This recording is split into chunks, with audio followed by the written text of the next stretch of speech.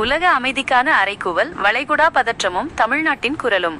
தென்காசி அணுமின் நிலையங்கள் போன்ற அதிமுக்கிய கட்டமைப்புகள் மீது நடத்தப்படும் தாக்குதல்கள் பிராந்திய எல்லையை தாண்டி ஒட்டுமொத்த உலக பாதுகாப்பிற்கே பெரும் அச்சுறுத்தலாக மாறி வருவதை உலக நாடுகள் கவலையோடு கவனித்து வருகின்றன. அதிர்ச்சியை ஏற்படுத்திய ட்ரோன் தாக்குதல்.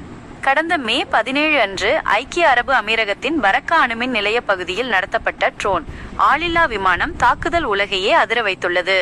போர் மற்றும் நவீன ஆயுத பயன்பாடுகள் என்பது வெறும் எல்லை பகுதி மோதலாக மட்டும் நின்றுவிடுவதில்லை.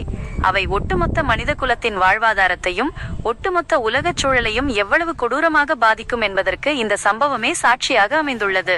முக்கிய எச்சரிக்கை: அணுமின் நிலையங்கள் போன்ற பாதுகாக்கப்பட்ட பகுதிகள் இலக்காக்கப்படும் போது அது உலகளாவிய சுற்றுச்சூழல் பேரழிவிற்கும் லட்சக்கணக்கான மக்களின் இடப்பெயர்வுக்கும் வழிவகுக்கும் என பாதுகாப்பு வல்லுநர்கள் எச்சரிக்கின்றனர்.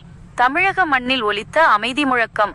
வளைகுடா பகுதியில் நிலவும் இந்த அசாதாரண பதற்றத்தை தணித்து உலக அமைதியை வலியுறுத்தும் வகையில் தமிழ்நாட்டிலிருந்து ஒரு பலத்த குரல் எழுந்துள்ளது. தென்காசி மாவட்டம் புளியங்குடி பகுதியில் எளிய உழைக்கும் தொழிலாளர்கள் அனைவரும் ஒன்றிணைந்து வளைகுடாவில் அமைதி நிலவட்டும் என்ற உன்னத முழக்கத்தோடு ஒரு பிரம்மாண்ட அமைதி பேரணியை நடத்தினர். பேரணியின் சிறப்பம்சங்கள். தலைமை: அபுதாபியிலிருந்து தாயகம் திரும்பியிருந்த சமூக ஆர்வலர்களான பெத்துராஜ் வெங்கடாஜலபதி, சுரேஷ் பாரதி, காளிராஜ் ஆகியோர் இந்த பேரணியை தலைமை தாங்கி நடத்தினர்.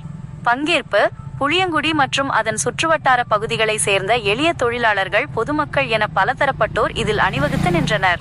நோக்கம்: எல்லையை கடந்த வன்முறைகளுக்கு எதிராகவும் வளைகுடா நாட்டில் வாழும் லட்சக்கணக்கான புலம்பெயர் தொழிலாளர்களின் பாதுகாப்பை உறுதி செய்ய கோரியும் இந்த அமைதி பேரணி உணர்வு பூர்வமாக நடைபெற்றது.